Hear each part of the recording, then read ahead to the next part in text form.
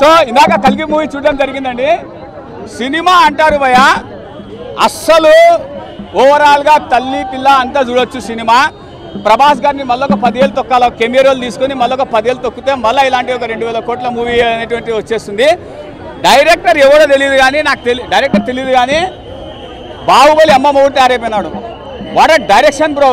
ఈ డైరెక్టర్కి తీసుకొని పోయి నిజంగా స్ట్రైట్ ఫార్వర్డ్గా హాలీవుడ్లో తీస్తే మూవీ ఓ రేంజ్లో ఉంటుంది. బాలీవుడ్లో డైరెక్ట్గా తీసినా కూడా మినిమం ఒక 15,000 CR కలెక్ట్ చేస్తుంది మూవీ. ఆ విధంగా ఉంది. వచ్చే చిన్న చిన్న కెమియో రోల్స్లో నేను చెప్పే రివ్యూ 99% రాంగ్ అయి ఉండొచ్చు, కానీ 101% మూవీ హిట్. దట్ ఈస్ కల్కి. అర్థమైందా? దాని తర్వాత వచ్చేసి ఒక మూవీలో మిస్టేక్ చూడడం జరిగింది. నెగిటివ్ గురించి చెప్పడానికి అసలు నెగిటివ్ నేను కల్కిలో నెగిటివ్ ఆలోచిద్దాం అనుకున్నా, కానీ నాకు తప్పనిపించింది. There is no more negatives, only positive movie అండి.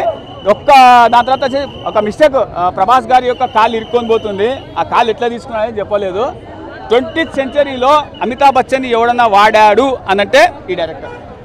ఫ్రాంక్గా చెప్తా, టు బి ఫ్రాంక్గా లిటరల్లీ చెప్తున్నా, అమితాబ్ బచ్చన్ అయితే భయంకరంగా వాడేశాడు. దాని తర్వాత వచ్చేసి ప్రభాస్ గారికి ఇంకా మరో సినిమా అంటే ఇంకా ఓవర్ ఎక్స్పెక్టేషన్స్కి వెళ్ళిపోతాయి.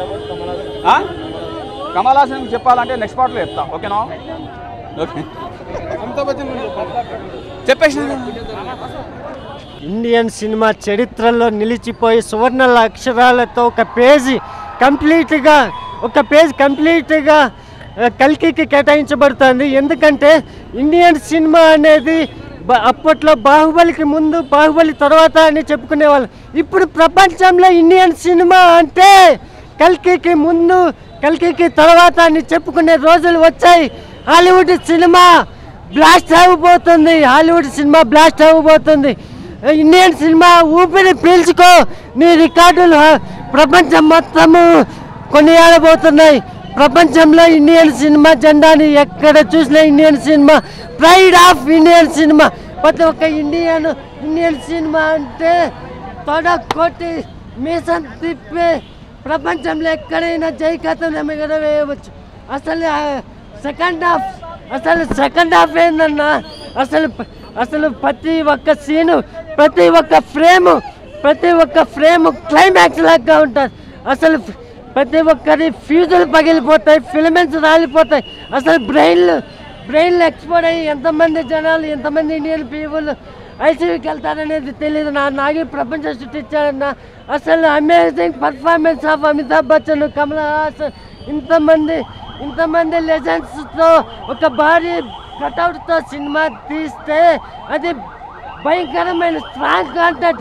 ఇండియన్ ఫిలిం ఇండస్ట్రీలోనే కాదు, హాలీవుడ్ ఫిలిం ఇండస్ట్రీలోనే ఇలాంటి కంటెంట్తో సినిమా రాలేదు.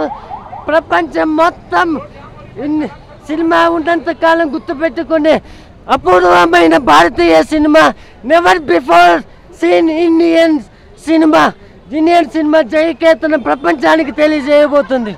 ఒక్క నిమిషం, మీరు ఇప్పుడు బాహుబలి సినిమా ఇవి ఉన్నాయి కదా, ఇప్పుడు బాహుబలి సినిమా కాదన్నా, ఇప్పుడు ఇండియన్ సినిమా అంటే ఇప్పుడు ఇండియన్ సినిమాకి రెక్కలు వచ్చాయి.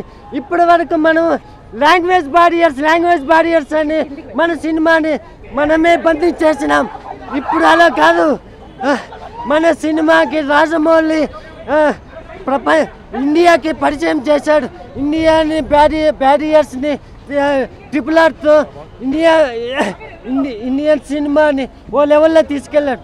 ఇప్పుడు నాకు ఒక వండర్ఫుల్ ప్రపంచాన్ని క్రియేట్ చేసి హాలీవుడే కాదు ప్రపంచం మొత్తం ఇండియన్ సినిమా గురించి గర్వంగా చెప్పుకోదగ్గ రోజు వచ్చింది.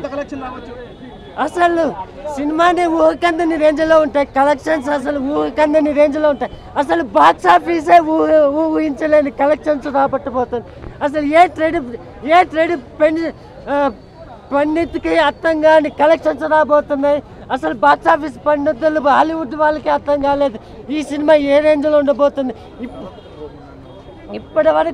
ఇప్పటి వరకు మనం అవతార్, అవెంజర్స్, స్టార్ వరల్డ్ సినిమాలు ఎప్పుడు వస్తాయా అని స్టన్నింగ్ విజువల్స్ వస్తాయా అని చూస్తూ పోయే రోజులు వచ్చాయి. ఇప్పుడు ఇండియన్ సినిమాని ఎప్పుడు వస్తుందా అని హాలీవుడ్ కాదు, ఆస్ట్రేలియా, సింగపూర్, మలేషియా, జపాన్ అందరూ ఎదురు చూసే రోజులు వచ్చాయి.